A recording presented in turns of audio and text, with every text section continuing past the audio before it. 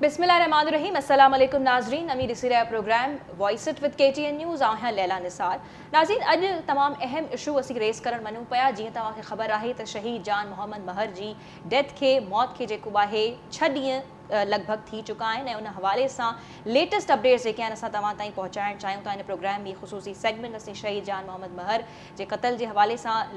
जेको आहे रखियो आहे। तव्हांखे जीअं त ख़बर आहे त सखर जे विच शहर में इन बहादुर सहाफ़ी शहीद जान मोहम्मद महर खे क़त्ल कयो वियो। उन खां बाद में जेको आहे जेके हिन वक़्त ताईं अपडेट्स मौजूदु आहिनि उन मुताबिक़ जांच कमेटी बि जोड़ी वई आहे जंहिंखे चेयर जेको आहे DIG पुलिस तनवीर आलम ओढो साहब कनि था ऐं गॾोगॾु FIR बि जीअं तव्हांखे ख़बर आहे त दाख़िल कई वई हुई। उन में 15 मुल्ज़िमाननि जो जेको आहे नालो ॾिनो वियो हुयो त उहो अॼु असीं डिस्कस कंदासीं त उन मां केतिरा जेके आहिनि उहे गिरफ़्तार थी चुका आहिनि ऐं छा शहीद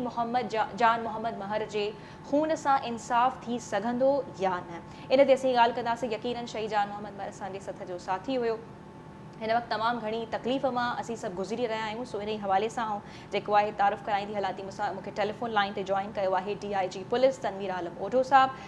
सर अस्सलाम वालेकुम। Thank you so much for taking the time out. वालेकुम सलाम। ऐं ॿिए तरफ़ मूंसां स्टूडियोज़ में सीनियर सहाफ़ी वहीद राजपर साहब मौजूदु आहिनि। वहीद भाई अस्सलाम वालेकुम। तव्हांजी बि वॾी महिरबानी त तव्हां जॉइन कयो। मुंहिंजी इजाज़त खां जेको आहे सर तनवीर खां स्टार्ट करणु चाहींदसि। सर उमेदु आहे तव्हां वटि आवाज़ु मुंहिंजो क्लियरली पुॼंदो हूंदो। सर लॻभॻि जेको आहे 5 खां 6 ॾींहं जान मोहम्मद महर जे केस खे थी विया आहिनि जे क़त्ल खे थी विया आहिनि ऐं हीअ जेकी जांच कमेटी आहे उनखे चेयर बि अव्हां कयो पिया। त सर हिन वक़्त ताईं छा अपडेट्स आहिनि, छा अॻु भराई थी चुकी आहे। जीअं त कुझु मुल्ज़िमाननि खे बि जेको आहे नामज़द कयो वियो आहे ऐं गिरफ़्तार बि कुझु हुन मां थिया आहिनि। जी जेका जी FIR जी क़त्ल वारी काटी वई हुई इन में बेसिकली 13 हुया टोटल जेके नामज़द हुया। उन्हनि मां 3 गिरफ़्तार थी चुका आहिनि ऐं उन्हनि जो अदालत रिमांड बि ॾिनो आहे 6 ॾींहंनि जो। त हुननि जी इंटेरोगेशन बि हली रही आहे। हुननि जी बुनियाद ते वधीक रेड बि करे रहिया आहियूं। त उमेद त आहे त इंशाअल्लाह ताला बाक़ी जेके बि जवाबदार आहिनि उहे बि गिरफ़्तार थींदा ऐं बाक़ी जेको आहे आज साहब जेका आहे कमेटी आहे असांजो मतिलबु बेसिकली जेको टास्क हुयो त इंश्योर करणु त इहा जेका इन्वेस्टिगेशन आहे इहा मेरिट ते थिए ऐं हिन में का बि शइ को लूप होल ऐं को लैप्स न हुजे, का बि असां मतिलबु कानूनी का बि का शइ हुजे का रहिजी न वञे। त पोइ असां इंशाअल्लाह ताला हुनखे इंश्योर कंदासीं। त छा सर इन केस जो हर पासो आहिस्ता आहिस्ता तव्हांजी इन्वेस्टिगेशन स्टार्ट करे छॾी आहे त उहो कवर थींदो वञे पियो जीअं तव्हां चओ था इंश्योर बि करायो था त कंहिं बि क़िस्म जी जेको आहे हिन में कोताही जी का गुंजाइश नथी रहिजी सघिजे। जी जी हर पासो कवर थींदो वञे पियो सर। हा जी जी बिल्कुलु। अच्छा त उन में सर छा छा शामिल आहे यानी क्राइम सीन बि असां विज़िट कयोसीं ऐं जेका लवाहिकीन आहिनि हुननि सां मिलियासीं। हुनजी जेके बि मतिलबु एप्रीहेंशन थियूं हुन ॿुधियूंसीं ऐं हुन खां अलावा IO सां बि डिस्कस थियो। पूरी केस फाइल डिस्कस थी। मतिलबु IO बि पंहिंजी जेका केस फाइल सही मेंटेन करे रहियो आहे ऐं हुन खां अलावा जेका एविडेंस कलेक्शन आहे उहा मुख़्तलिफ़ तरीक़े सां असां करे रहिया आहियूं। उहा जी सर सॉरी टू इंटरफेयर केतिरनि ॾींहंनि में सर जेको आहे हीउ केस सॉल्व थी सघे थो। छा तव्हांखे जेको आहे टाइम फ्रेम ॾिनो वियो आहे इन केस खे सॉल्व करण जे लाइ ऐं शहीद जान मोहम्मद महर जे कातिलनि खे गिरफ़्तार करण जे लाइ। जी हा असुल में बेसिकली त पंहिंजे ख़्याल में एतिरा घणा ॾींहं न लॻंदा। विदिन 15-20 डेज़ जेको आहे इंशाअल्लाह असांजो उमेदु आहे त असां ॿिया जवाबदार बि गिरफ़्तार कयूं ऐं बेसिकली इहो मतिलबु डिटेक्ट त थी वियो आहे। बाक़ी हिनखे असां छा जे लाइ हाई प्रोफाइल केस आहे हिन में असां हर पहलू खे हर एंगल खां ॾिसूं था त का बि शइ रहिजी न वञे। थी सघे थो कुझु अहिड़ियूं शयूं हुजनि जेके असां खां हाली मख़फ़ी हुजनि त असां मतिलबु हिन केस खे तमामु सीरियसली ॾिसी रहिया आहियूं। त तंहिंजे करे असां सर तव्हां 15 खां 20 ॾींहंनि में शहीद जान मोहम्मद महर जे असुल कातिलनि ताईं जेको आहे तव्हां पुॼी वेंदा। ठीकु आहे। असां सां गॾु वहीद राजपर सीनियर साहब बि मौजूदु आहिनि। सर उन्हनि वटि बि कुझु सुवाल आहिनि अव्हां जे लाइ कुझु डिस्कस करणु चाहिनि पिया। तनवीर साहब हिन हवाले सां जेके वारसनि जो बि मौक़ुफ़ हुयो त हीअ जेके 6 मरकज़ी मुल्ज़िम आहिनि उहे अञा ताईं गिरफ़्तार न थी सघिया आहिनि। इन्हनि खे बि इन समय जेके 16 मुल्ज़िम नामज़द आहिनि इन केस में इन्हनि जे पोयां जेके मास्टर माइंड आहिनि उन्हनि जे खे जेको आहे आइडेंटिफाई करण जे हवाले सां सॼी सहाफ़ती तनज़ीमुनि जो बि मुतालबो आहे, वारसनि जो मुतालबो आहे त इन ताईं की तव्हांखे की शायदि मिलियूं आहिनि का इन्वेस्टिगेशन के पहिरां कंहिं तरफ़ पिया वञनि, ज़ाहिर आहे उहो त हाणे इन्वेस्टिगेशन आहे, उहो असां तव्हां खां इन जो आइडेंटिफिकेशन न पुछंदासीं, पर कहिड़ा क्लू मिलिया आहिनि, को इन हवाले सां का पेशरफ़ थी आहे? हा साईं, बिल्कुलु जेतिरो असांजी जेका इन्वेस्टिगेशन आहे न, त इहो ख़बर पई आहे त बेसिकली जेका मुख्य जवाबदार जंहिं नामज़द कराया आहिनि उन्हनि जेका वॾे भाउ कोच जेको जानवर साहिब जे करमुल्ला साहिब, त उहे बेसिकली इन्वॉल्व आहिनि ऐं हुननि जी जेसि ताईं अञा ताईं गिरफ़्तारी न थी सघी आहे उनजो हिकिड़ो सबबु त इहो आहे त बेसिकली अॼुकल्ह तव्हां ख़बर आहे त जेको कच्छ जे इलाइक़े में थोरो एक्सेसिबिलिटी जो इशू हूंदो आहे, पाणी वग़ैरह लही आयो आहे, किथे का रोड बोड बंदि थी विया आहिनि, काफ़ी जाइनि ते ॿेट अची विया आहिनि, त उनजे करे कच्चे में रेड करणु जेको आहे थोरो मुश्किल आहे। पर इहो इन जो बिल्कुलु मतिलबु न आहे त असां उहे न करे रहिया आहियूं, रेड बिल्कुलु थी रहिया आहिनि, पर हिन में इनशाअल्लाह असांजी कोशिशि आहे त जल्दी खां जल्दी जेका मुख्य जवाबदार आहिनि उहे गिरफ़्तार थी वञनि। तनवीर साहब, ॿियो इहो आहे त जेके बासर FIR में ज़िक्र आहे त बासर बि हिन में मुलविस थियनि थी सघनि था, उन्हनि ते बि वारसनि शक ज़ाहिर कयो आहे, FIR में बि उन्हनि जो ज़िक्र आहे, त छा हिन में का पॉलिटिकल इन्वॉल्वमेंट या बासर इहे जेके वारसनि शक ज़ाहिर कयो आहे उन तरफ़ को पेशरफ़ थी आहे? सही, मां बेसिकली अॼु जेका असांखे आया हुया जेका मिट माइट जानवर साहिब जा, उन्हनि सां मूंखे ॻाल्हि थी, मां उन्हनि खे फ्रैंकली बिल्कुलु स्ट्रेट फॉरवर्डली मां उन्हनि खे चयो त तव्हां जेको आहे तव्हांखे कंहिं ते शक आहे त तव्हां असांखे ॿुधायो त असां उन तरफ़ पंहिंजी इन्वेस्टिगेशन जो रुख ऐं मतिलबु उहा कोशिशि कयूं। त उहो बेसिकली चवनि था त असां को पिन पॉइंट न कयो हो उन्हनि कंहिं जो बि नालो, पर उन्हनि चयो त असांखे इहो मतिलबु हिकु गुमान आहे त बेसिकली त इहो जेको आहे हिन में असर माण्हू इन्वॉल्व थी सघनि था। पोइ असां हिन जे करे इन्वेस्टिगेशन जो दायरो वसी करे असांजी इहा कोशिशि आहे त असां हर पहलू खां इहो ॾिसूं ऐं अगरि केरु 72 माण्हू हिन में इन्वॉल्व आहिनि त इनशाला उन्हनि जे ख़िलाफ़ बि कार्रवाई थींदी। तनवीर साहब, आख़िरी सवाल इहो त 0 पॉइंट ते जेको चौकी इंचार्ज आहे सोशल मीडिया ते मुख़्तलिफ़ सहाफ़िन इहे सवाल उथारिया आहिनि, 3 ॾींहं पहिरियां उनजी ट्रांसफ़र थी ऐं उतां ई जेको पुलिस जी रिपोर्ट बि आहे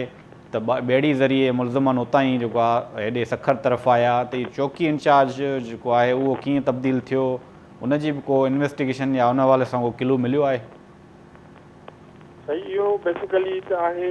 असांजी जेका TORs आहे न कमेटी जा, उहा त हिन केस जी असां इन्वेस्टिगेशन कयूं। पोइ त बाक़ी अगरि हिन जी ट्रांसफर सां असांजी इन्वेस्टिगेशन मुतासिर थियण जो ख़दशो आहे त मां as a chairman of committee मां हिन ते ॾिसी वठंदुसि बिल्कुलु, त इहो बाक़ी हाली मुंहिंजी नॉलेज में न आहे, पर हिन खे मां ॾिसी वठंदुसि। अच्छा सर तनवीर, इहो बि गॾोगॾु ॿुधाईंदा हलिजो त जेके शहीद जान मोहम्मद महर जा वारिस आहिनि, मालिक आहिनि, उन्हनि जो चवणु आहे त उन्हनि खे कुझु थ्रेट्स बि मिलनि पिया, त छा उन हवाले सां तव्हां उन्हनि खे सिक्योरिटी उते मुहैया कई आहे? इन हवाले सां तव्हां उन्हनि खे कुझु इंश्योर करायो आहे? जी जी बिल्कुलु, अॼु हुन करमला साहिब सां ॻाल्हि थी, जेको वॾो भाउ आहिनि जानमोहन साहिब जो, उन्हनि चयो त असांखे SSP सखर सिक्योरिटी ॾिनी आहे ऐं उहो मुतमिन हा इन लिहाज़ खां, ऐं उहा सिक्योरिटी हुन सां काइमु रहण जी जेसि ताईं सभई जेका जवाबदार उहे गिरफ़्तार नथा थी वञनि। सिक्योरिटी तव्हां उन्हनि खे मुहैया करे चुका आहियो? जी जी जी बिल्कुलु। ठीकु आहे। ऐं ॿियो जीअं तव्हां चयो त रेड करणु कुझु इलाइक़नि में थोरो मुश्किल आहे, उतां जीअं त कच्चे जा इलाइक़ा आहिनि, पर उन बावजूद बि तव्हां इहो क्लेम कयो पिया, चओ पिया त 15 खां 20 ॾींहंनि में तव्हां शहीद जान मोहम्मद महर जे असुल कातिलनि खे जेको आहे पधिरो करे वठंदा। मतिलबु असांजी साईं मैडम पूरी कोशिशि आहे त असां जल्दी खां जल्दी गिरफ़्तार कयूं, त जान मोहम्मद महर साहिब हिकु सहाफ़त जो तमामु हिकु सितारो हुया ऐं सिंध जे लाइ त हुनजी वॾी ख़िदमत कयूं, त असांजी तरफ़ पूरी कोशिशि हूंदी ऐं एक्सपेक्टेड असां इहो कयूं था त विदिन जेको आहे इनशाअल्लाह असांखे उमेदु आहे त असां गिरफ़्तार करे वेंदा। ठीकु आहे सर, असीं बि उमेदु कयूं था। वॾी महिरबानी तव्हांजे टाइम जी, त तव्हां जेको आहे फ़ौरन सां जेको टाइम फ्रेम तव्हां ॿुधायो पिया, पहिरियों त 3 ॾींहं हुयो भई, उनखां बाद में 15 ॾींहं थी वियो, त उन मुद्दे में जेको आहे शहीद जान मोहम्मद महर जे असुल कातिलनि खे जेको आहे पधिरो कयो वञे। वॾी महिरबानी। DIG पुलिस तनवीर आलम ओझो साहिब असां सां मौजूदु आहिया। Tanveer sahib, thank you for your time. भाई तव्हां बि 3 ॾींहं जेको आहे मुसलसिल सखर चक शहर में ॻोठ में हुया, उते जान मोहम्मद महर साहिब जे, छा सूरत हाल ॾिठी तव्हांजी? त ख़ैर DIG पुलिस सां बि उते मुलाक़ात थी ऐं बाक़ाइदा तव्हां उते मौजूदु हुया, पहिरियों त थोरो ॿुधाइजो, या वरी इन खां अॻु में जेकॾहिं तव्हां शहीद जान मोहम्मद महर जे बारे में कुझु चवणु चाहियो, हुन जे बेबाक क़िस्म जी सहाफ़त ते जेकॾहिं ॻाल्हाइजे त उहो बि तव्हां ऐड करे सघो था, पर उते तव्हां वेही करे जेको आहे असुलु सूरत हाल छा ॾिठी पई वाक़ई खां पोइ? ॾिसो, जान मोहम्मद महर त हिकिड़ो सखर ताईं महदूद न हुयो, हुनजो आवाज़ु सॼी सिंध ताईं मज़लूम आवाम जो जेको आवाज़ु हुयो जान मोहम्मद महर, हुनखे हिकु साज़िश तहत जेको आहे जीअं वारसनि शक ज़ाहिर कयो आहे त बाअसर पॉलिटिकल इन्वॉल्वमेंट बि उन में थी सघे थी, इनखे जेको आहे इस्तेमालु बि जेके सहूलियतकार आहिनि उनखे कयो वियो हुजे, छो जहिड़ो त 2022 खां जेको इहो बुनियादु पियो, उनखे जेको पुलिस जे तरफ़ां गफ़लत जो मुज़ाहिरो कयो वियो, SSP सखर जे तरफ़ां 10 मिंटनि जे अंदरि इहो चयो वियो त केस जो रुख़ तब्दील करण जी कोशिशि कई वई, त इहो ज़ाती दुश्मनी जो नतीजो आहे। ज़ाती दुश्मनी जो ॾिसो जेके नतीजो हुजे हा त 2022 में जेको आहे इहो जहिड़ो थियो, उहो इन सां जान मोहम्मद महर जो को बि इन्वॉल्वमेंट कोन हुई, उनखे जान मोहम्मद महर जो जेको भाइटियो आहे उनजी 2 ॾींहं पहिरियां क़तल खां पहिरियां जेको हुनजी ज़मानत थी आहे उहो जेल में हुयो, त पूरी हिकिड़ो कानून कुझु बीमार ज़हन रखंदड़ जेके माण्हू आहिनि उहे इन हवाले सां, जीअं असां हर दफ़े ॾिसंदा आहियूं जॾहिं को हादसो थींदो आहे त विक्टिम खे क़सूरवार ठहिरायो वेंदो आहे, उहा असांखे हिन केस में बि नज़र अचे थी त कुझु बीमार ज़हन रखंदड़ वारा जेके आहिनि उहे विक्टिम खे ब्लेम कनि था त हिन जो कुझु न कुझु हुयो। जान मोहम्मद महर साहिब जी सभिनी खे ख़बर आहे त केतिरो त प्रोफेशनल क़िस्म जो सहाफ़ी हुयो, हू हर कमु करण खां अॻु में जेको आहे हिकु प्रॉपरली उनजी प्लानिंग कंदो हुयो, सोचींदो हुयो, भली उहो स्टोरीज़ जी ॻाल्हि हुजे वई भाई या जेको आहे प्रोग्राम्स जी ॻाल्हि हुजे, त हीअ त तमामु अफ़सोसनाक ॻाल्हि आहे जेका कई। ॾिसो न हिन में जेके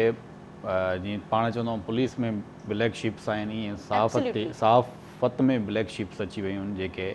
पैराशूटर्स आहिनि, उनजो कमी इहो आहे उहे जेके मुलज़िमनि जे सहूलियतकारी वारो किरदारु अदा कनि पिया, केस ख़राबु करण जी, जीअं पुलिस जे SSP सखर जे तरफ़ां फ़ौरी तौर ते इहो रद्द अमल ॾिनो वियो त 10 मिंटनि जे अंदरि केस उहा बि जेके हिकु साज़िश तहत बयानु ॾिनो वियो या कीअं अणॼाणाई में, हाणे उन ते पाण इहो त गवर्नमेंट या जांच कमेटी जो कमु आहे, इन करे IG सिंध जे तरफ़ां ज़ाहिरी आहे सखर पुलिस जी उन ते बेएतमादी आहे त उन रीजन ई चेंज करे छॾियो, कराची मां DIG जेको ड्राइविंग लाइसेंस आहे तनवीर आलम मोडो साहिबु, उन जी सुठी साख रखंदड़ ऑफिसर आहे, उन में कुदूस कलवर साहिबु, SSP खैरपुर साहिबु, ASP गंबट आहे, त असांजी इन जांच कमेटी ते जेको चेयरमैन आहे कुदूस कलवर समेत जेकी टीम आहे उन ते पूरो भरोसो आहे त घण रुखी पासनि खां जेको आहे जांच कंदी ऐं शहीद जान मोहम्मद महर जो जेको खून आहे उन सां जेको आहे इंसाफ़ कंदी जांच कमेटी, फैक्ट फाइंडिंग्स जेके रिपोर्ट्स आहिनि जेके जांच थींदी उन में बि जेको आहे सिफ़ारिशूं जेको मेरिट ते ॾींदी, वारसनि जो बि अॼु ॾींहं ताईं इहो बि न आहे मुतालबो त असां कंहिंसां नाइंसाफ़ी थिए, जेके इन्वॉल्व आहिनि, जेके मास्टर माइंड आहिनि, जेके सहूलियतकार आहिनि, सरपरस्त आहिनि, उन्हनि जी जेको आहे उहा निशानदाही थियणु घुरिजे, आइडेंटिफिकेशन करणु घुरिजे इन टीम खे त हिन में केरु इन्वॉल्व आहिनि, किन सहूलियतकारी जो किरदारु अदा कयो, कहिड़ा माण्हू हिन वक़्त ताईं जेको आहे गिरफ़्तारियूं थियूं आहिनि, मरकज़ी मुलज़िम जेके वारसनि नामज़द कया आहिनि 6 उहे कचे में मुंतक़िल थी विया आहिनि। DIG साहिबु जीअं चयो त कचे में हिन वक़्तु रोडनि ते पाणी अची वियो आहे, इन करे असां जेको हुते रेड नथा करे सघूं, त ॿिया वसीला बि इस्तेमालु कनि जदीद क़िस्म जा, उन्हनि खे जेको आहे इंश्योर कनि त इहे 6 जेके मरकज़ी मुलज़िम आहिनि उनजी गिरफ़्तारी यकीनी बणाइनि, ऐं हीअ हाई प्रोफाइल केस आहे उहो जान मोहम्मद महर को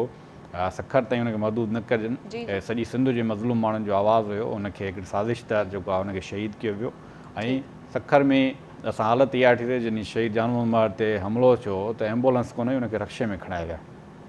जेकी सखर ब्लड बैंक में उते डॉक्टर कोन हुया मौजूदु, सहूलियतूं कोन हुयूं मौजूदु,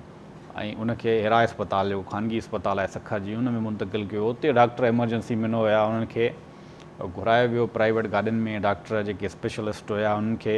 उते एमरजेंसी में प्राइवेट गाॾियुनि ज़रिए खणी आया, जेकॾहिं वक़्त ते इलाजु थिए हा जान मोहम्मद महर जो, जेकॾहिं सहूलियतूं हुजनि हा, जेकॾहिं सहूलियतूं हुजनि हा, सखर सिंध जो 3 नंबर वॾो शहरु आहे, त जान मोहम्मद महर शहीद न थिए हा, अॼु असां विच में हुजे हा, ऐं सॼी इन में जिन जिन भी गफ़लत जो मुज़ाहिरो कयो आहे, निगरान सिंध हुकूमत खां मुतालबो आहे, निगरान वफ़ाक़ी हुकूमत खां वज़ीर आज़म खां मुतालबो आहे, त वफ़ाक़ी वज़ीर इतलात खां मुतालबो आहे असांजो त इन जो नोटिस वठनि, जॉइंट इंट्रोगेशन टीम ते जेकी असांजे मुतालबे तहत ठही उनजो चेयरमैन पर असांजे मुतालबे खे मद्देनज़र रखी करे उनखे सखर जे SSP खे जेको आहे रखियो वियो आहे, जिन ते असांखे अञा ताईं बेतमादी ख़ुदि पुलिस डिपार्टमेंट उन ते बेतमादी इज़हार कयो आहे। JIT ठाही आहे, इन्वेस्टिगेशन टीम ठाही आहे जेकी DIG तनवीर आलम मोडो साहब जी सरबराही में आहे। त चेयरमैन जेको JIT जो आहे उहो असांजे कंहिं सूरत में क़ाबिल क़बूल न आहे, वारसनि खे क़ाबिल क़बूल न आहे। कल्ह कराची प्रेस क्लब जो ॾाढो धरणो लॻल हुयो, एहतजाज थियो, जंहिंमें लाला तव्हां बि हुयो पाण, उते बि जेके सहाफ़ती तंज़ीमूं आहिनि, secretary Karachi press club, president, PFU जे KU जे जेके बि यूनियन्स आहिनि, उन्हनि मुतालबो कयो त JIT जो जेको सरबराह आहे उनखे हटायो। उहो कंट्रोवर्शियल थी चुको आहे, उनजे ख़िलाफ़ मिसकंडक्ट समेत इंक्वायरी विहारे उनखे सस्पेंड कयो वञे। कल्ह जेकी तंज़ीमूं आहिनि उन्हनि मुतालबो कयो त उनजो किरदारु जेको आहे मशकूक रहियो, सॼे मामले में गफ़लत कई, उन कोताही कई, त इन पूरे मामले जी इन वक़्तु इंक्वायरी थियणु घुरिजे ऐं उनजे ख़िलाफ़ रिपोर्ट करणु घुरिजे। बिल्कुलु असीं कल्ह एहतजाज में सभु पाण जेको आहे सथ जा साथी मौजूदु हुयासीं, समूरी सहाफ़ी बिरादरी जेको आहे उते मौजूदु हुई। असीं मुख़्तलिफ़ मुतालबा रखियासीं त उन्हनि जे क़ातिलनि खे कैफ़रे किरदार ताईं पहुचाए वञे। पर ॻाल्हि इहा आहे त गिरफ़्तारनि जेकी असल गिरफ़्तार आहिनि, सहूलियतकार त गिरफ़्तार थींदा था वञनि, पर जेके असल जेके रिथाबंदी में शामिल आहिनि, जिन असल उन्हनि खे गोलियूं हणी करे विच शहर में क़तल कयो आहे, उन्हनि खे पकड़णु नाज़रीन जेको आहे तमामु ज़रूरी आहे। अगेन असीं सभु जेको आहे हिन वक़्तु तमामु घणी तकलीफ़ मां गुज़री रहिया आहियूं। असां सां गॾु टेलीफोन लाइन ते मौजूदु आहे, सखर खां असांखे जॉइन कयो आहे सीनियर सहाफ़ी आहिनि, रिपोर्टर आहिनि सरकर सदायो साहब। उन्हनि सां ॻाल्हि ॿोल कंदासीं वधीक इन केस जे हवाले सां। ऐं पंहिंजी टीम खे आउं रिक्वेस्ट कंदसि त जेको आहे सेक्रेटरी जेके कराची प्रेस क्लब जा आहिनि शोएब ख़ान साहब, उन्हनि खे बि टेलीफोन लाइन ते वठण जी कोशिश कनि। अस्सलाम वालेकुम सरकर साहब। वालेकुम अस्सलाम जी सरकश, उम्मीद आहे तव्हां ख़ैरियत सां हूंदा। यकीनन ही वक़्तु जेको आहे असां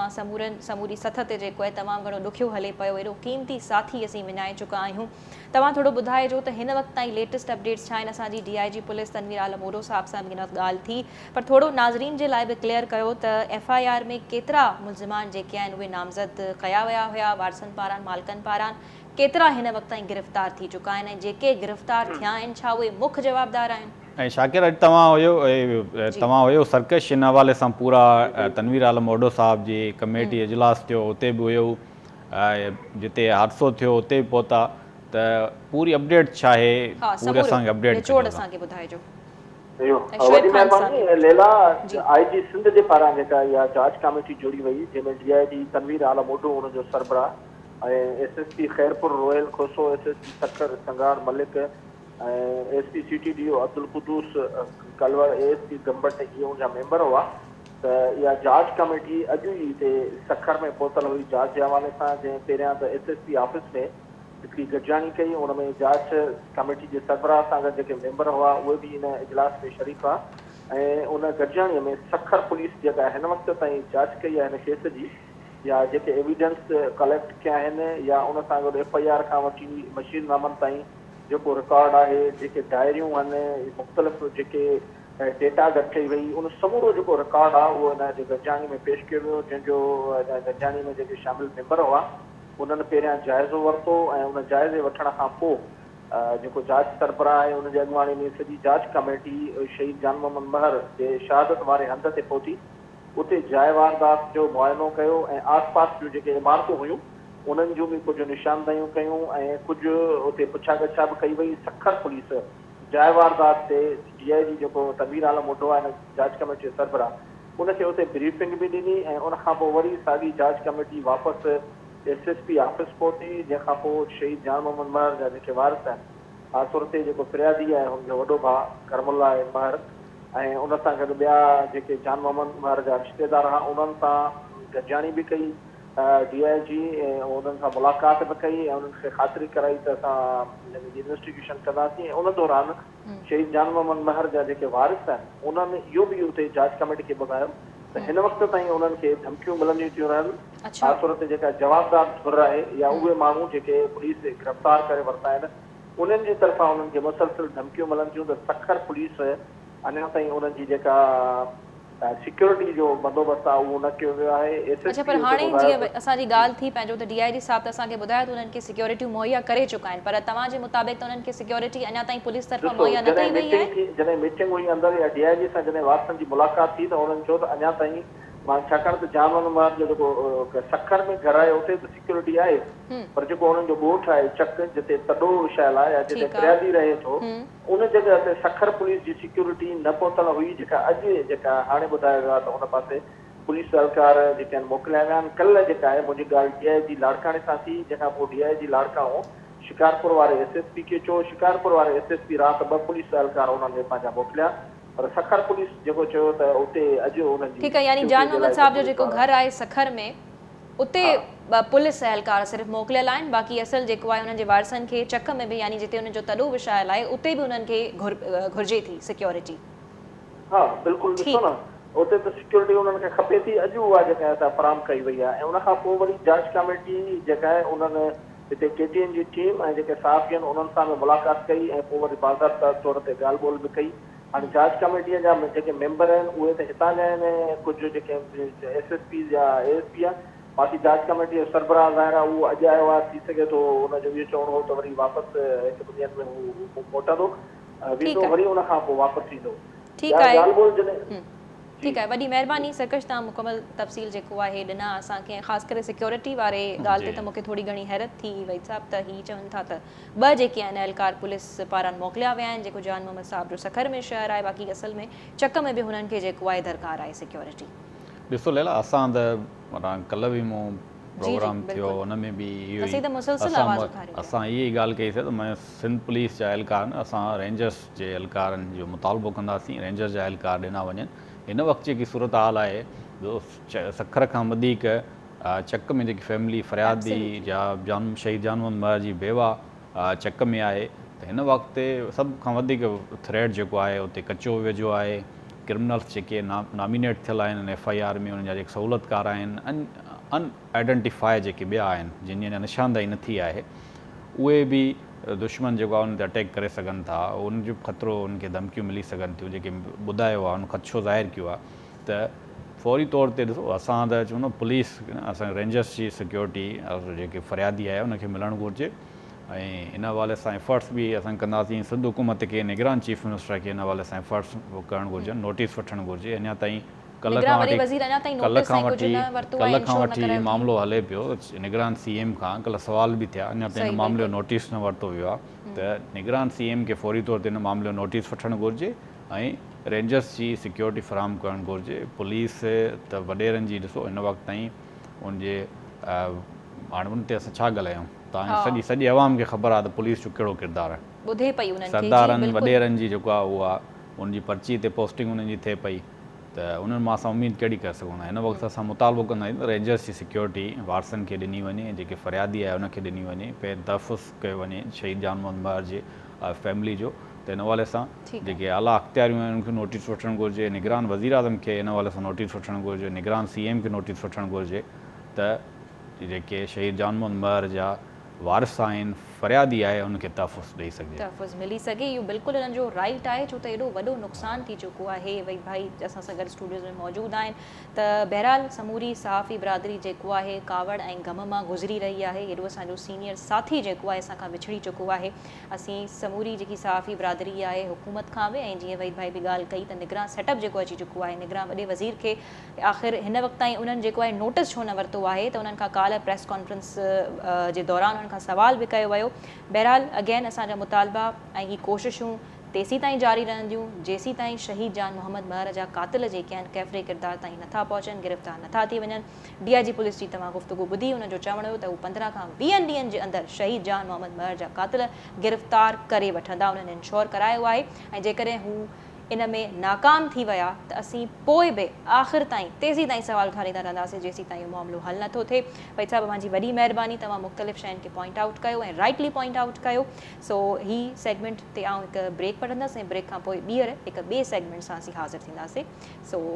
C you after a break. पर आहे त हीउ प्रोग्राम हफ़्ते में हिकु दफ़ो हलंदो आहे ऐं वेंदे वेंदे मुंहिंजी इहा दुआ हूंदी आहे त ईंदड़ हफ़्तो जेको आहे असां सभिनी जे लाइ ख़ैर जो गुज़रे। पर नाज़रीन, ही गुज़िरियल हफ़्तो जेको आहे तमामु दिलि दहिलाईंदड़ हिन में वाक़िया नज़र आया। हिकु त असांजे सथ जो साथी असां खां विछड़ी वियो ऐं ॿिए तरफ़ इंसानियत खे शर्मिंदा शर्माईंदड़ लॼाईंदड़ कुझु अहिड़ा वाक़िया पेश आया आहिनि जिन ते ॻाल्हाइणु तमामु ज़रूरी आहे। छो त जेकॾहिं असीं इन्हनि वाक़िअनि ते न ॻाल्हाईंदासीं त उन्हनि विक्टिम्स जेके आहिनि जंहिंसां ज़ुल्म थियो आहे, जेके मज़लूम आहिनि, उनजो आवाज़ु जेको आहे हमेशह जे लाइ दॿिजी वेंदो। आउं ॻाल्हि करे रही आहियां ख़ैरपुर ज़िले में जे शहर राणीपुर में पेश आयल शर्मनाक वाक़ियो हिकु पेश आयो आहे। हिकु न्याणी सां ज़ुल्म ज़बरदस्ती कई वई आहे। फातिमा नालो हुनजो ॼाणायो वञे पियो। राणीपुर जे हिकु नंढड़े ॻोठ सां तालुक़ु रखे थी ऐं थियो कुझु ईअं आहे। वधीक असां सां महिमान मौजूदु आहिनि, हिन वाक़े जो तफ़सील असां सां शेयर कंदा, पर असीं तव्हांखे ॿुधाईंदा हलूं त कंहिं पीर जी हवेलीअ में हुनजे वालिदैन फातिमा न्याणीअ खे मोकिले छॾियो हुयो त हू हुते कमकार करे, ऐं उन हवेलीअ जूं हिन वक़्त ताईं खोड़ सारियूं कहाणियूं जेके आहिनि ॿाहिरि निकिरी चुकियूं आहिनि। उन ते खोड़ जेके मुरीदाणियूं यानी जेके मुरीद हुजनि था उन्हनि पीरनि जा, उन्हनि पंहिंजी औलाद जेको आहे, पंहिंजूं न्याणियूं ख़ासि करे उहे उते ॾेई छॾनि था। उहे उन्हनि पीरनि जे दरनि वटि जेको आहे ख़्वार थियनि पियूं ऐं कमकार कनि पियूं। पर कमकार त परते जी ॻाल्हि, कमकार सां गॾोगॾु उहे उतां जे मुरीद, उतां जे जेके पीरियाणियूं आहिनि उन्हनि जो या जेके बीबियूं ही चवनि थियूं, उन्हनि जो ज़ुल्म ऐं सितम बि सहनि थियूं। इहे जेके उतां जूं असीं ईअं चऊं त उहे जेके न्याणियूं आहिनि उहे हाणे हिन वाक़े खां पोइ साम्हूं असांखे पाण ॿुधाइनि पियूं मीडिया टॉक कंदे। वधीक असां सां पैनल में डॉक्टर आयशा धारेजो मौजूदु आहे, जेका चेयरपर्सन आहे सिंसो आहे 7 जी। स्टूडियोज़ में असांखे जॉइन कयो आहे शाज़िया निज़ामानी साहिबा, जेके सीनियर एडवोकेट आहिनि ऐं उन सां गॾोगॾु सिंध विमेंस लॉयर अलायंस जूं जेकी आहिनि उन्हनि खे चेयर बि कनि पियूं। सो डॉक्टर आयशा धारेजो, अवांजी वॾी महिरबानी तव्हां टाइम कढियो जॉइन करण जे लाइ। शाज़िया साहिबा, अवांजी बि वॾी महिरबानी। नाज़रीन, गॾोगॾु मूंसां मौजूदु आहे फ़िज़ा पिताफ़ी बलोच, जेका नाले वारी समाजी कारकुन आहे। फ़िज़ा, अस्सलाम वालेकुम, तव्हांजी वॾी महिरबानी त तव्हां असांखे टाइम ॾिनो। सभिनी जी इजाज़त खां जेको आहे शाज़िया साहिबा, फ़िज़ा, शुरूआति असां डॉक्टर आयशा धारेजो खां करे वठूं था, छो त उहे शाज़िया साहिबा हिन वक़्तु उन हवेली, सॉरी नॉट हवेली पर राणीपुर जे उन ॻोठ में मौजूदु आहिनि जेको फातिमा जो घरु आहे। उनजे वारिसनि सां हिन वक़्तु मौजूदु आहिनि, उन्हनि सां ऐं प्रॉपरली हू हिन केस खे फॉलो कनि थियूं। यकीनन कुझु ॿियूं बि विमेन ऑर्गनाइज़ेशन्स आहिनि, जीअं विमेन एक्टिव एक्शन फोरम आहे, उहो बि फॉलो करे पियो। जेके बि औरत तंज़ीमूं आहिनि हिन केस खे बाक़ाइदगी सां फॉलो कनि थियूं। डॉक्टर आयशा, मुंहिंजी तरफ़ां अचणु चाहींदसि, हीउ हिकु अफ़सोसनाक वाक़ियो, हाउ ॾारींदड़ वाक़ियो पेश आयो आहे न्याणी नंढड़ी फातिमा सां। हिन वक़्तु तव्हां हुनजे वारिसनि सां मौजूदु आहियो, छा लेटेस्ट अपडेट्स आहिनि हिन केस खे तव्हां कीअं फॉलो कयो पिया? लेला, हिन वक़्तु असां पंहिंजो फातिमा जे घर में मौजूदु आहियूं, जिथे पंहिंजो उनजो पोस्टमार्टम हाणे उनजो पोस्टमार्टम थियो आहे। असां उते क़बर ते बि विया हुआसीं ऐं क़बर कुशाईअ खां पोइ असां उन्हनि जे घर आया आहियूं, जिथे फातिमा जी अमड़ जो तमामु बुरो हाल आहे। छो त हू चई रही आहे त उन्हनि खे प्रेशर विधो वञे थो, उन्हनि ॾे पाड़े ओड़े वारनि ॾे फ़ोनियूं अचनि थियूं पियूं त तव्हां हिन जी मदद न कयो। उनजे पाड़े मां हिन वक़्तु केर बि बीहण लाइ तयारु न आहे, छो त पीरनि जो एतिरो असरु रसूख़ आहे ऐं हू तमामु ग़रीब माण्हू आहिनि, मिस्कीन माण्हू आहिनि, लाचार माण्हू आहिनि, जिन पंहिंजी न्याणी जेकी आहे उते पीरनि में एतबार करे पंहिंजे मुर्शिदनि वटि ॾिनी ऐं उन्हनि सां एॾो वॾो सलूक थियो। हिन वक़्तु असां उन न्याणीअ सां बि मौजूदु आहियूं जेकी चश्मदीद गवाह आहे फातिमा सां तशद्दुद जी। सानिया, उजाला ऐं 2-3 ॿियूं छोकिरियूं जेकियूं आहिनि उहे ॿुधाए रहियूं आहिनि त उन सां केतिरो ज़ुल्म थींदो हो। उन्हनि खे वाइफनि सां मार ॾिनी वेंदी हुई, उन्हनि खे कुटियो वेंदो हुयो, उनखे तशद्दुद कयो वेंदो हुयो ऐं इन ई तशद्दुद में हुनजो मौत वाक़िअ थियो। उन्हनि जे वालिदैन जी डिमांड आहे लेला त उन्हनि खे सिक्योरिटी ॾिनी वञे, छो त उन्हनि जी ज़िंदगीअ खे ख़तरो आहे। उन्हनि जा वालिदैन बार बार चई रहिया आहिनि त असांजी ज़िंदगीअ खे ख़तरो आहे, असांखे सिक्योरिटी ॾिनी वञे। सो असां उन्हनि सां वाइदो कयो आहे त असां पुलिस सां ॻाल्हाईंदासीं ऐं तव्हांखे सिक्योरिटी फराहम कंदासीं। अच्छा डॉक्टर आयशा, हिते हिकु ॿियो सवाल बि उभरे पियो, जीअं मां चओ था त उन्हनि खे मुख़्तलिफ़ हुनजे वारिसनि खे फ़ोन कॉल्स अचनि पियूं त तव्हां हिन मामले खां पोइ हिते हटिजी वञो, त छा उतां जे पीरनि जो एतिरी माना हले पई जो छा उतां जी पुलिस खे बि उहो डोमिनेट करे सघनि पिया? तव्हांखे ख़बर आहे 62 माण्हूअ जा हथ केतिरा वॾा हूंदा आहिनि। सिंध में ही पहिरियों केस आहे जेको ज़ाहिर थियो आहे, जंहिंमें पीरनि मुर्शिदनि जी हवेलीअ में जिथे न्याणियूं साम ॾिनी वेंदियूं आहिनि, जिथे न्याणियुनि खे तहफ़ुज़ लाइ असांजा वेचारा माण्हू जेके आहिनि पीर परस्तीअ जो शिकार थी उहे छॾींदा आहिनि, उन्हनि सां वेसा घाटियूं थींदियूं आहिनि, उनजो एतमाद तोड़ियो वेंदो आहे। पहिरियां रेप जा या ॿिया सभु क़वानीन, ॿिया सभु जेके वाक़िया हुया असांजे साम्हूं आहे, पर ही सिंध में पहिरियों वाक़ियो आहे जेको मुर्शिदनि ॾे न्याणी छॾी वई आहे ऐं उन सां रेप थियो, उन सां तशद्दुद थियो आहे ऐं इहा बि शक आहे त उन सां जिन्सी तशद्दुद न थियो हुजे, छो त उन्हनि जा वार जेके आहिनि उहे तशद्दुद ऐं जिन्सी तशद्दुद जो बि शक जेको आहे ज़ाहिर कयो वञे पियो। बिल्कुलु तमामु अफ़सोसनाक ॻाल्हि आहे। डॉक्टर आयशा, तव्हां असां लाइन ते ई रहिजो। गॾु जेको आहे शाज़िया निज़ामानी साहिबा मौजूदु आहिनि स्टूडियोज़ में। शाज़िया साहिबा, हीउ केतिरो न तकलीफ़ दह वाक़ियो आहे। यू बीइंग एन एडवोकेट, तव्हां हिन मामले खे कीअं ॾिसो पिया ऐं माण्हुनि जी ज़हनियत जेको आहे हीअ आख़िर किथे वञी पहुती आहे जो ही ही छाजी मुरीदी ही छाजा पीर आहिनि जेके ही वालदेन पंहिंजूं न्याणियूं वञी करे उते दर ते ॾेई अचनि था कमकार जे सिलसिले में बिल्कुलु क़ाबिल क़बूल आहे। असीं हिकु थर्ड वर्ल्ड कंट्री सां तालुक़ु रखूं था, ग़रीब मुल्क आहे, गुरबत वधीक आहे, पर एतिरे हद ताईं माण्हू हलियो वञे। अच्छा लैला, हिन में हाणे काफ़ी फैक्टर्स शामिल आहिनि जी। असांखे थोरो होलिस्टिक वे में सॼी पिक्चर खे अंडरस्टैंड करिणो पवंदो, छाकाणि त सिर्फ़ु असीं हिकिड़े सेगमेंट खे ॾिसंदासीं थी सघे थो इनजस्टिस थिए पूरो जेको ॿारनि सां जेको थिए थो असांजी सोसाइटी में उन जे हवाले सां। पहिरीं नंबर ॻाल्हि ही जेको तव्हां ॻाल्हि कई पीरी मुरीदी वारो, इहो त बिल्कुलु हिकिड़ो जेको असांजो सिंध में बि ऐं पंजाब साइड आहे, हिते तमामु घणो वॾो इन्फ्लुएंस आहे पीरी मुरीदी जो। ऐं हिते न सिर्फ़ु उहो हिकिड़ो ग़रीब अनपढ़ फैमिली, बल्कि असां वटि त चङा भला जेके पढ़ियल लिखियल माण्हू उहे बि हुनजे इन्फ्लुएंस में। त हीअ असां वटि जेको पीरी मुरीदी वारो जेको रही आहे रिवायत, तमामु घणी पुराणी रही आहे, पर इहा तमामु घणी डीपली रूटेड आहे हिन जी सोसाइटी में। इहे एतिरा पावरफुल आहिनि जेके इहे पॉलिटिक्स में बि आहिनि, इहे हर उन पावर कॉरिडोर में आहिनि जिते हिननि खे उहो बेनिफिट मिले थो। सही। ऐं ॿियो हिननि जी एतिरी वॾी फॉलोइंग आहे जो हिननि खे हिननि ते ॻाल्हाइण या हिननि ते क्रिटिसाइज़ करण जे लाइ तव्हांखे सोचे सम्झणी ॻाल्हि करणी थी पए, बिकॉज़ हुननि जे लाइ हिकिड़ी माण्हुनि जे लाइ ॾाढी हिकिड़ी उहो रखनि था जेके चवंदा अक़ीदत मंदी रखनि था, असांजे पीर जे ख़िलाफ़ु न ॻाल्हायो वञे, स्पेशली बीबियुनि जे ख़िलाफ़ु न ॻाल्हायो वञे। इहे शयूं जेके आहिनि हाणे जेके ज़ाहिर थियनि पियूं, इहे हमेशह खां थींदियूं रहियूं आहिनि, पर छाकाणि हाणे सोशल मीडिया जे करे इहो शइ एक्सपोज़ थी आहे, तंहिंजे करे जेको प्रेशर बिल्ड थियो आहे आवाम जो माण्हुनि जो, त उन जे करे इहो पॉसिबल थी सघियो आहे त हिन जे ख़िलाफ़ु पुलिस एक्शन खयो आहे। पर ॿिए पासे तव्हां इहो ॾिसो त पुलिस एक्शन खां पहिरीं इहो ॻाल्हाइणु चाहींदसि असांजे मुआशिरे में, असांजे मुल्क में जेको हिकु ॿारु आहे उन जो उहो ई वलनरेबल आहे, उहो एज़ ए सिटीज़न उनखे शहरी जा जेके हक़ हुअणु खपनि उहे कानून ऐं आइन में त ॾिना विया आहिनि, पर असांजे घरनि में अनफॉर्चुनेटली असांजी सोसाइटी में हिकिड़े ॿार खे तमामु घणो ॾिठो थो वञे त हिन जे ज़ुल्म जो शिकार कयो थो वञे। उहो सिर्फ़ु न हिन पीरी मुरीदी वारे में, पर तव्हां ॾिसो जेके डोमेस्टिक वर्कर्स आहिनि, जेके ॿार जेके घरनि में कमु कनि था, उन्हनि सां पोइ साॻी थिए थी जेका उन तशदुद आहे फिज़िकल। जेके ॿियूं तंज़ीमूं आहिनि, सिंध चाइल्ड प्रोटेक्शन अथॉरिटी जीअं थी वई, तव्हां ॾिसो ॿाहिरि पिन जे लाइ केतिरा असांखे मासूम ॿार जेको आहे हिन अमल में इन्वॉल्व थींदे जेको आहे नज़र अचनि पिया, ही पोइ अथॉरिटीज़ ही तंज़ीमूं आख़िर कहिड़ा कम कनि पियूं? ॾिसो लैला, हिन में जेको ही असां वटि लॉस तमामु सुठा आहिनि। तव्हां सिंध में सिर्फ़ु 3 लॉस इन ते आहिनि, जंहिंमें जेका हिन जी ॿारनि जी एम्प्लॉयमेंट आहे उन ते पाबंदी पयल आहे, ऐं जेको बॉन्डेड लेबर 2015 वारो एक्ट आहे उहो असां वटि आहे। Even he child protection authority वारो 2011 वारो एक्ट असां वटि आहे। त इहे हाणे जेके चाइल्ड प्रोटेक्शन जी तव्हां ॻाल्हि कई, चाइल्ड प्रोटेक्शन अथॉरिटी असांखे तक़रीबन सिंध जे 30 डिस्ट्रिक्ट्स में इस्टेब्लिश करणियूं आहिनि। उन में जेके चाइल्ड प्रोटेक्शन ऑफिसर अपॉइंट करणु, पर अफ़सोस सां चवणो थो पए त किथे बि अञा ताईं चाइल्ड प्रोटेक्शन ऑफिसर अपॉइंट कोन थियो आहे, ऐं उन जे करे उनजो इहो कमु हूंदो त हू जेका ॿार जी वेलफेयर आहे उनखे मॉनिटर कर, उन जे लाइ कमु कनि। जेकर का कंप्लेंट आहे त इवन कंप्लेंट सेल बि उन्हनि इस्टेब्लिश करे छॾियो आहे, पर छाकाणि त कुझु को प्रोटेक्शन ऑफिसर अपॉइंट कोन थियो आहे, जेका अथॉरिटी आहे उहा एक्टिव कोन्हे, त इन जे करे इन्हनि शयुनि ते मॉनिटर करण वारो केरु नज़र रखण वारो केरु कोन्हे। इनफैक्ट हीअ प्रोटेक्शन अथॉरिटी त काफ़ी दफ़ा हिननि इहो बि चयो आहे त जिते तव्हांखे ॿार जेको आहे पिन ते अहिड़ी एक्टिविटी में इन्वॉल्व नज़र अचे थो, तव्हां तस्वीर कढी करे हुनजी हेल्पलाइन नंबर आहे उते मोकिलियो। ऐं पाण शादिया साहिबा इहो पर्सनली करे ॾिठो आहे, पर कंहिं क़िस्म जो को रिस्पॉन्स न आयो आहे, सिर्फ़ु ॻाल्हाए करे ऐं पोइ बाद में फ़ोन बंदि थी वेंदी आहे। न त ख़ैर मखसूस क़िस्म जो असीं प्रोग्राम ज़रूरु कंदासीं तव्हां सां गॾिजी करे त आख़िर हीअ थी छा रहियो आहे। फिज़ा साहिबा, तव्हां बि हिन समूरे केस खे जेको आहे ॾिसो पिया, ऐं तव्हां इन हवाले सां एहतजाज बि जेको आहे अरेंज कयो आहे, असीं सभु पाण उते मौजूदु हुयासीं, त हीअ ॿुधाइजो त आख़िर तव्हां इन केस खे कीअं ॾिसो पिया, आख़िर केतिरियूं न्याणियूं अञा जेको आहे इन्हनि शयुनि जो शिकार थींदियूं रहंदियूं, इन में ज़िम्मेवार तव्हां आख़िर कंहिंखे सम्झो था त असां सभु इन शयुनि में ज़िम्मेवार आहियूं? ऐं माइंड सेट ते बि थोरी नज़र विझो। जी जी, पहिरीं त थैंक यू, तव्हां मूंखे मौक़ो ॾिनो ऐं तव्हां इन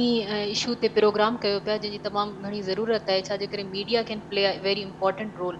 ऐं इन जी अवेयरनेस लाइ। ऐं जीअं अदी ॻाल्हि कई त जेको आहे it's not just about poverty, जीअं असां चऊं था त गुरबत आहे, गुरबत जे करे उहे वीचारा पंहिंजूं ॿारियूं माना पंहिंजे जिगर जो टुकड़ो खणी करे 9 इयर्स जी एज छा माना ॿार आहे उनजी, तव्हां ॾिसो छा उनजी मेच्योरिटी लेवल हूंदी, ऐं उहा बि 9 महीना पहिरीं उन्हनि ॾिनी हुई, त उन वक़्तु छा 8 सालनि जी हूंदी, त उहा जेको आहे एतिरा पंहिंजा ॿार नंढड़ा खणी ॾियनि था। त इहे सिर्फ़ु जेको आहे गुरबत सां गॾोगॾु जेका आहे जहालत बि आहे, असां वटि रिवायत बि आहे, अक़ीदो, इहे जेको तमामु हिकिड़ो जीअं अदी चयो त डीप रूटेड हिकिड़ो इशू आहे, ऐं हिन में सभ खां वधीक जेको इम्पोर्टेंट रोल आहे उहो आहे अक़ीदे जो। ऐं असां एतिरा इन शइ ते माना करामात ऐं जेको इहो जेको वाक़ियो थियो आहे, इहा सही ॻाल्हि आहे, तीअं तव्हांखे बि ख़बर आहे, मूंखे बि ख़बर आहे, ऐं 90% जेके माण्हू जेके पंहिंजा ॿार ॾियनि था उन्हनि खे बि ख़बर हूंदी आहे त असांजे नियाणियुनि सां ईअं छा थो थिए। असां पाण ॻोठनि जा आहियूं, असांखे ख़बर आहे, असांजे बि पीरी मुरीदी वारा सॼो चकर असां ॾिसंदा आया आहियूं। ऐं जेको माण्हू थोरो एजुकेटेड थो थी वञे ऐं मुआ इन शइ में जेको जहालत आहे इहो वॾो फैक्टर आहे त जेका लेक ऑफ एजुकेशन आहे या लेक ऑफ अवेयरनेस आहे इन जो तमामु वॾो रोल आहे ऐं जेतिरे ताईं इहा शइ मतिलबु तालीम सॉरी मां तव्हांखे इंटरफेयर थी कयां तव्हां राइटली पॉइंट आउट कयो बल्कि तव्हां सां ई मां इहो ॻाल्हाइणु चाहियां पई त पीरी मुरीदी वारो ई दरअसल समूरो चक्कर आहे यानी असीं जीअं पाण ॻोठनि खां अचूं था उते त असां जेके फसल मां उन्हनि जी इनकम अचे पई माण्हुनि जी हू त उहा बि वञी करे उन्हनि खे ॾेई अचनि था यानी ही मतिलबु ख़ाली जेको आहे हू उन्हनि खे दुआ जे लाइ कुझु सॻो ॾेई छॾियो यानी ही त को आम माण्हू बि करे सघे थो मूंखे ॻाल्हि इहा सम्झ खां ॿाहिरि आहे तव्हांखे ख़बर आहे लैला जेको आहे जी जी प्लीज़ तव्हां जेको आहे हर फसल में जेको मुर्शिद हूंदो आहे उहो पंहिंजनि मुरीदनि वटि ईंदो आहे ऐं जेतिरा निकाह हूंदा आहिनि उन निकाह जे हिसाब सां उन्हनि खां पैसा वठंदो आहे तव्हां यकीन कयो खोड़ सारा अहिड़ा माण्हू हूंदा आहिनि जेके अफोर्ड नथा करे सघंदा आहिनि उन वटि हिकिड़ी बकरी बीठी हूंदी आहे जंहिंजो उहे खीर पीअंदा आहिनि पंहिंजे ॿारनि खे पीआरींदा आहिनि उहा बकरी उन्हनि खे सेल करे या उहा बकरी खणी उन्हनि खे ॾींदा आहिनि पर उन्हनि खे ॾियणो हूंदो आहे छाजे करे मुर्शिद पाण आयो आहे सही त तव्हां इहे जेके माण्हुनि जे ज़हन में इहो आहे न त हे शॉर्टकट्स आहिनि या हे करामात आहिनि इन शइ में इन्हनि खे कढणो पवंदो ऐं मतिलबु हिकु ओवरनाइट इहा शइ नथी थी सघे ऑफकोर्स पर इहा अवेयरनेस जेका आहे असांखे मोबिलाइज़ करणो पवंदो आहे इन में मीडिया जो रोल हूंदो त पोइ छा इन्हनि न्याणियुनि खे जेके वालिदैन मोकिलीनि था फिज़ा छा शाज़िया साहिबा डॉक्टर आयशा सां गॾु मौजूदु आहिनि छा उहे बि ज़िम्मेवार थींदा हीअ जेकी जान हली वई आहे छा उन में तव्हां उन्हनि खे बि ज़िम्मेवार करार ॾींदा बिल्कुलु आहिनि बिल्कुलु ठीकु मां जीअं तव्हांखे चयो गुरबत आहे हिकिड़ो रीज़न पर जेका इन्हनि जी हीअ जेका अक़ीदत वारी जेका शइ आहे जंहिंजे करे उहे पंहिंजूं ॿारियूं पंहिंजी नियाणियूं खणी था ॾियनि जिते उहे प्रोटेक्टेड न आहिनि ऐं मां 100% यकीन सां चई सघां थी त उन्हनि खे ख़बर हूंदी आहे एतिरी हद तक न हूंदी त असांजा ॿार उहे मारे छॾींदा पर इन्हनि खे इहा ज़रूरु ख़बर हूंदी त उहे फिज़िकली अब्यूज़ थींदियूं हूंदियूं उते उन बीबियूं ज़ुल्म बि कंदियूं हूंदियूं उन्हनि खे उन्हनि जे ज़ोर खां वधीक उन्हनि जी ताक़त खां वधीक उन्हनि खां कमु कराईंदियूं हुयूं इहा वॾी हैरान कुन अलार्मिंग ॻाल्हि आहे ठीकु आहे हिकिड़ी ॻाल्हि जी जी प्लीज़ ऐड कयो तव्हां अच्छा जेका ही फिज़ा ॻाल्हि कई बिल्कुलु सही कई हिकिड़ो त पीरी मुरीदी वारो फैक्टर असीं हिन खे रखूं अलॻि सां रखूं पर ओवरऑल जे ॾिसूं त पाकिस्तान में लॉस आहिनि पर तव्हां इहो ॾिसो त ओवरऑल जेका ॿारनि जी सिचुएशन आहे पाकिस्तान में जेके डोमेस्टिक वर्कर्स आहिनि त उन्हनि जी हूअं ई ख़राबु आहे हाँ तव्हां ॾिसो जेको इस्लामाबाद में वाक़ियो थियो उहो त कंहिं पीर जे घर में न हुई उहा हिकिड़े जज जे घर में सिटिंग जज जे घर में हुई उन खां अलावा जेके उनखे पहिरीं बि हिकिड़ो जज हो त ॾिसो इहे जेके पढ़ियल लिखियल माण्हू जेके सो कॉल जेके पाण खे वरी उन पोज़ीशन ते रखियो वेठनि जिथे लॉ जे हवाले सां उनखे इम्प्लीमेंट करणियूं शयूं कराइणियूं आहिनि त उते जॾहिं इन क़िस्म जी शयूं थियनि थियूं ऐं ओवरऑल तव्हां ॾिसो जॾहिं तव्हां ॿाहिरि निकिरंदा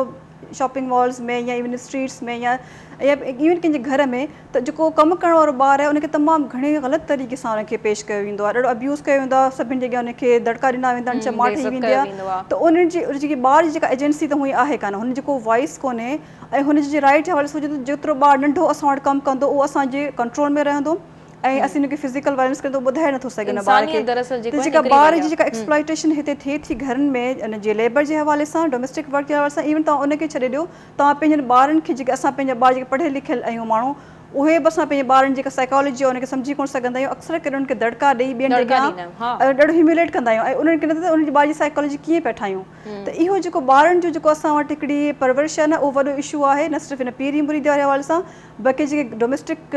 वर्कर्स जे हवाले सां बि आहे ऐं प्लस में जेको असांजे पंहिंजा ॿार हिन सोसाइटी में असीं पैदा था करे छॾियूं पर उन्हनि जी जेके साइकोलॉजिकल एक्सपेक्ट्स आहिनि जेके फिज़िकल ऐं मेंटल जेका वेल बींग आहे उन ते असां कॾहिं ध्यानु कोन ॾींदा कॾहिं ध्यानु कोन ॾिनो आहे हालांकि सभ खां वधीक ज़रूरी उहे आहिनि डॉक्टर आयशा तव्हां असां सां लाइन ते मौजूदु आहियो जी डॉक्टर आयशा ही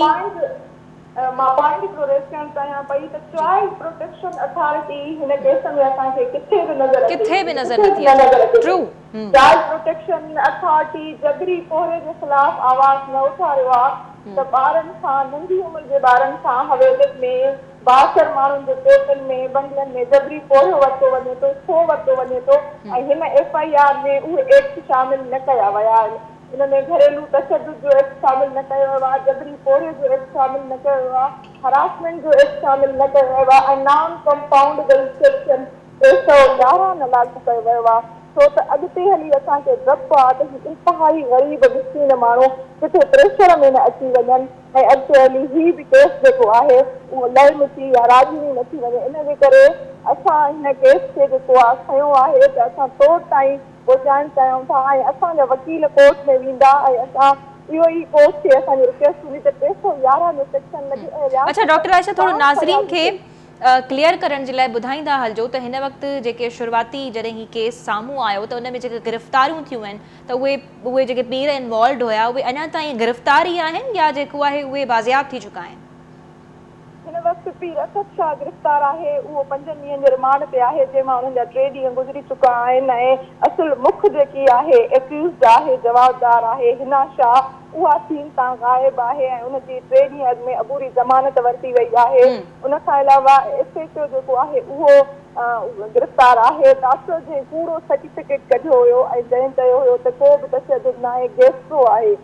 फातिमा खे, त उहो बि हिन वक़्तु गिरफ़्तार आहे। पर हिन वक़्तु जेको वालदेन जी हालत आहे उहे तमामु घणा परेशान बि आहिनि ऐं प्रेशर में बि आहिनि, छो त उन्हनि जा ॻोठाणा उन्हनि खे। पर जी डॉक्टर आयशा, हिते असीं इहा ॻाल्हि कयूं था त इहा जहालत ऐं अक़ीदे जी बि ॻाल्हि आहे, त गॾोगॾु जेको आहे असांजा पैनलिस्ट या असीं पाण बि इहा ॻाल्हि कयूं था त वालदेन बि इक्वली ज़िम्मेवार आहिनि, जेके पंहिंजे नियाणियुनि खे जेको आहे इन्हनि मुर्शिदनि जे या पीरनि जे दरनि ते छॾे करे हलिया वञनि था। आख़िर ही सभु तव्हांखे ख़तमु थींदी नज़र अचे थो? हीअ त सोच अञा ताईं उन्हनि इलाइक़नि में एग्ज़िस्ट करे थी। लेला ही पीर जेकी आहे पीर ब पीर ही सिलसिलो हली रहियो आहे ऐं ही सिलसिलो सिर्फ़ु तव्हांखे खैरपुर में नज़र न ईंदो, घोटकी, कश्मोर, जैकमाबाद, जिथे बि सरदारी निज़ाम आहे, जिथे बि क़बाइली निज़ाम आहे, जिथे पीर परस्तीअ जा जेके आहिनि वॾा बड़ वेठा आहिनि छा, उन्हनि में न सिर्फ़ु औरतूं जेकियूं आहिनि उन्हनि जो घर में कमकार कंदियूं आहिनि, पर उन्हनि ॻोठनि मां ॿार बि ईंदा आहिनि जेको उन्हनि में कमकार कंदा आहिनि। उन्हनि जो अक़ीदो हूंदो आहे, हू उन्हनि खे पंहिंजे वालदेन खां बि मथे रिस्पेक्ट ॾींदा आहिनि त ही असांजा वॾा। डॉक्टर आयशा, आवाज़ में थोरो मसलो थिए पियो, जेको इन्हनि सां थिए थो पियो उहो मुंहिंजे ख़्याल में हिन दौर में नाक़ाबिले बर्दाश्त आहे, हिन दौर में उहो मुकमल मतिलबु नाक़ाबिले बर्दाश्त आहे। असांजी डिमांड आहे त अहिड़नि पीर परस्ती वारे हवेलियुनि जो सर्च वारंट वठी करे उन्हनि मां उन्हनि जी जेकी आहे त सर्च वारंट वठी करे उते पुलिस जी रेड कराई वञे त किथे ॿिया ॿार त न आहिनि लेबर पोरे में, किथे ॿिया बिल्कुलु करणु घुरिजे। डॉक्टर आयशा, माज़रत सां आवाज़ में तमामु घणो मसलो थिए पियो, लफ़्ज़ ख़ासि क्लियरली सम्झ में न पिया अचनि। अवां जी वॾी महिरबानी, अवां टाइम कढियो असां सां गॾु हुयव, असीं प्रिफर कयूं पिया अवां असांखे जेको आहे वीडियो लिंक जे ज़रिए जे करे जॉइन कयो, पर यकीनन सिग्नल्स जो मसलो आहे, उन बावजूद बि तव्हां पंहिंजो प्रेशियस टाइम असांखे ॾिनो ऐं इन केस खे फॉलो बि कयो पिया। उमेद कयूं था त तव्हां इन केस खे आख़िर ताईं फॉलो कंदा रहंदव ऐं पुलिस सां गॾिजी करे उहे जेके हिन में मरकज़ी ॼाणाया वञनि था जवाबदार उनखे कैफ़रे किरदार ताईं पहुचाईंदो। वॾी महिरबानी डॉक्टर आयशा तव्हांजी असांखे जॉइन करण जे लाइ। जी शाज़िया साहिबा, तव्हां कुझु जेको आहे ऐड करणु चाहियो पियो? हाँ, जेको हीअ आयशा ॻाल्हि पे कई न त जेके हिन में सेक्शन्स लॻाए पिया आहिनि FIR में उहे इम्प्रूव थियणु खपनि, उहे ॾाढा वीक लॻाए आहिनि आहिनि मतिलबु ईअं सफ़ा वीक न आहे, जीअं 302 आहे या 334 आहे सेक्शन मर्डर जो आहे, ऐं ॿियो इहो मर्डर जेको आहे सो हुन में हिक खां वधीक माण्हुनि खे इहो सेक्शन बि लॻायो आहे 34 जो, त इन वे थोरो हिन में हिकिड़ी होप थिए थी त इहो जेका मर्डर जो चार्जिस गलति लॻाया विया आहिनि, न सेक्शन सही लॻाया विया आहिनि, पर हुन में एडिशन थियणु खपे सेक्शन जी जेका उहे, या त हिन में जेको चाइल्ड जे हवाले सां हुनजी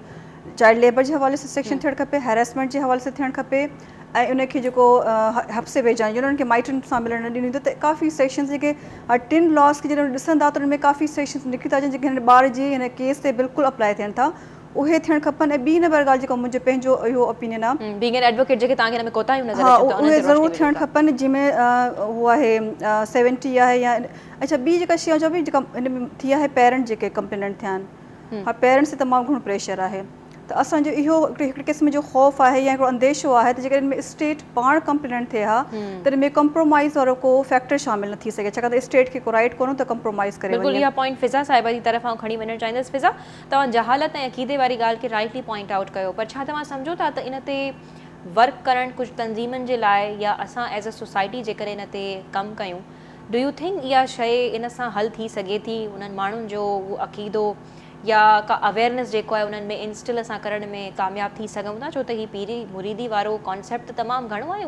उहो ई कॉन्सेप्ट जेको आहे उन्हनि खे ॿोड़े पियो थिए त जानियूं थी वञनि उन्हनि जूं उनजे करे। अच्छा लैला, तव्हां मूंखे ॿुधायो छा पहिरीं कॾहिं पंहिंजी सिंध जी हिस्ट्री में ईअं थियो आहे त कोई जेको आहे पीर जो जेल में वियो हुजे या वरी जेको आहे कंहिं पीर जी ज़ाल जे बीबी जे ख़िलाफ़ FIR कटी हुजे? इहो पहिरीं दफ़ो थियो आहे न, ईअं आहिस्ता आहिस्ता जेको आहे स्लोली एंड ग्रेजुअली चेंज अची सघे थी अगरि असां मोबिलाइज़ेशन तमामु ज़रूरी आहे, छाजे करे असां कुझु बि कयूं,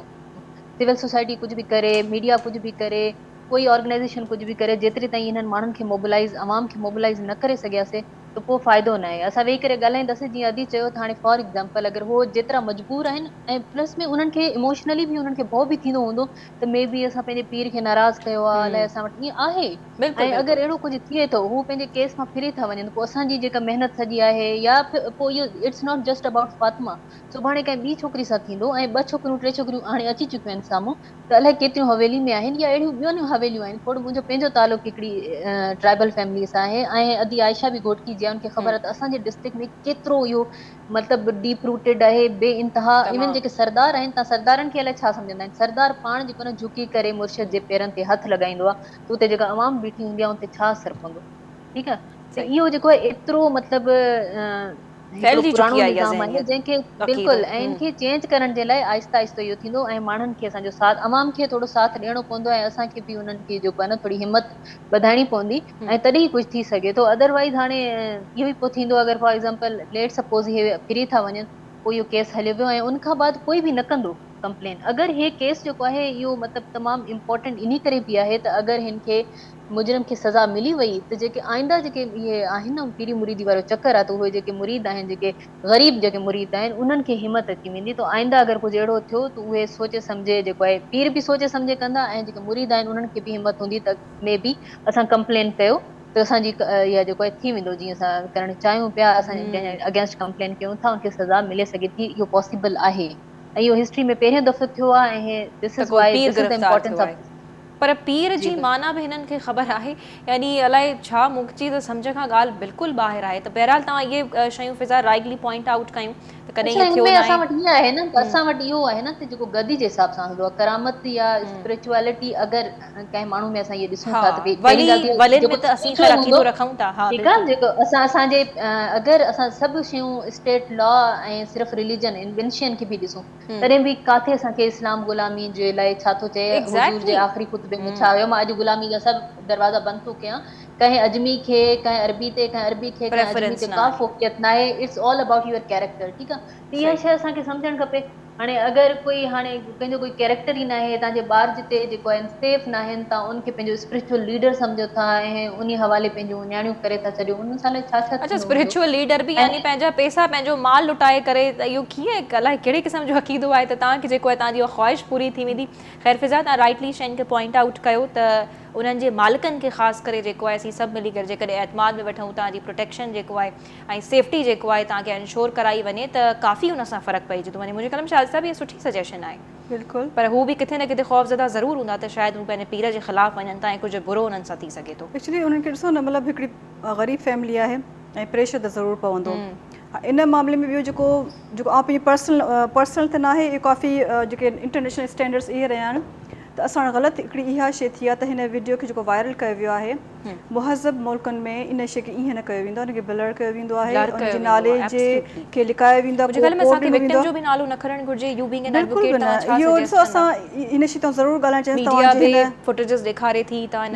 तव्हां जिन प्रोग्राम जे तवस सां ज़रूरु रिक्वेस्ट करणु चाहींदसि, महिरबानी करे तव्हां इन ॿारड़ी जी वीडियो खे एतिरो पुलिस जे लाइ एविडेंस थी सघे थी, तव्हां हुनखे ब्लर करे सोशल मीडिया जे लाइ भले तव्हां हुनखे करियो, पर सॼो कुझु त माना बिल्कुलु हुनखे ईअं ओपन थी करे शेयर पियो कयो, उनजा नाला, उनजी लोकेशन, उनजे घरनि जा नाला, इहो किथे मुहज़ब मुआशरनि में थींदो न आहे। ऐं ॿी शइ इहा ग़लति थिए त उन जेका कज़िन आहे उनजो इंटरव्यू करे उनखे कयो वियो आहे, वायरल कयो वियो आहे, जेका उते पहिरीं कमु कंदी। हालांकि हाणे इहो न सम्झो त उनजा रिपरकशन्स छा हूंदा। हुनजो फेस क्लियर आहे ऐं हुनजी जेको पूरी बायोडेटा साम्हूं अची वियो त केरु आहे। थियणु ईअं खपंदो त तव्हां हुनजे फेस खे ब्लर करियो हा, उनजे वॉइस खे वॉइस ओवर करियो हा, ऐं उहा जेका तव्हांजी नरेशन जेका हुनजी कई आहे पंहिंजी उनजी पूरी प्रॉब्लम्स जी, उहा तव्हां भले माण्हुनि खे ॿुधायो, पर कम अज़ कम जेको असां वटि थींदो सर्वाइवर ऐं जेको विक्टिम आहे, ॿिन्ही जी आइडेंटिटी खे हाइड कयो वेंदो आहे उनजी पंहिंजी प्रोटेक्शन जे लाइ ऐं डिग्निटी जे लाइ बि। छाकाणि तव्हांजी सोसाइटी पोइ तव्हांखे कहिड़े तरीक़े सां उन औरत ते पई ॻाल्हाईंदी, उन ॿारड़ी ते पई ॻाल्हाईंदी, त उनजी पंहिंजी डिग्निटी, उनजी पंहिंजी प्राइवेसी ऐं उनजी पंहिंजी जेका सेफ्टी जे हवाले सां बि असां वटि को कोड ऑफ कंडक्ट कोन्हे पाकिस्तान में। त जंहिं तरीक़े सां लॻे लॉ में इहो आहे त तव्हां कंहिंजी बि परमिशन खां सवाइ उनजी ईअं नथा करे सघो, पर असां ॾाढो सर्कुलेट करे छॾियो उनखे, ॾिसूं पिया छा थियो। अच्छा, पंहिंजी जजमेंट ॾियूं पिया,